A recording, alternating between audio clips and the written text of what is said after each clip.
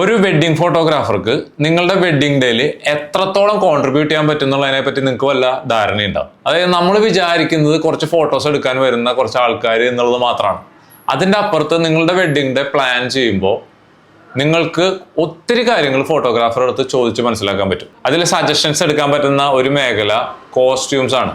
നിങ്ങൾ സെലക്ട് ചെയ്യുന്ന കോസ്റ്റ്യൂം, അതിൻ്റെ കളർ, ഫോട്ടോസിൽ എങ്ങനെയാണ് വരിക എന്നുള്ളതിനെ പറ്റി ഒരു ഐഡിയ ഉണ്ടാക്കുക എന്ന് പറയുന്നത് ഇമ്പോർട്ടൻ്റ് ആണ്. ചില അടിപൊളി കോസ്റ്റ്യൂം ഫോട്ടോസിൽ കാണാൻ യാതൊരു ലുക്കും ഉണ്ടാവില്ല. അപ്പോൾ അത് ഒരു പ്രധാനപ്പെട്ട കാരണമാണ്. രണ്ടാമത്തെ കേസ് സ്റ്റേജ് ആൻഡ് ഡെക്കോർ, അതിൻ്റെ കളർ തീമും കോസ്റ്റ്യൂമായിട്ട് ഇത് മാച്ച് ചെയ്യണം, അല്ലെങ്കിൽ ഇത് യാതൊരു ബന്ധമില്ലാത്ത രണ്ട് തലക്കലായി പോകും എന്നുള്ളതാണ്.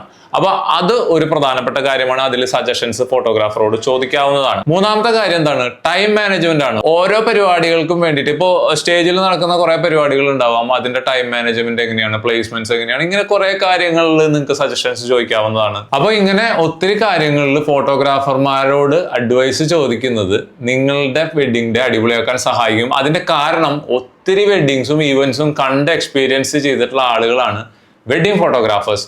അതുകൊണ്ട് നിങ്ങളുടെ വെഡ്ഡിങ്ങിന് വേണ്ടി പ്രിപ്പയർ ചെയ്യുന്ന നിങ്ങളുടെ ചങ്കിന് വീഡിയോ അയച്ചു കൊടുക്കുക, ഫോട്ടോഗ്രാഫർമാരോട് സജഷൻസ് ചോദിക്കുക. അടുത്ത വീഡിയോയിൽ കാണാം. അതുവരെ യു ടേക്ക് കെയർ. ബൈ.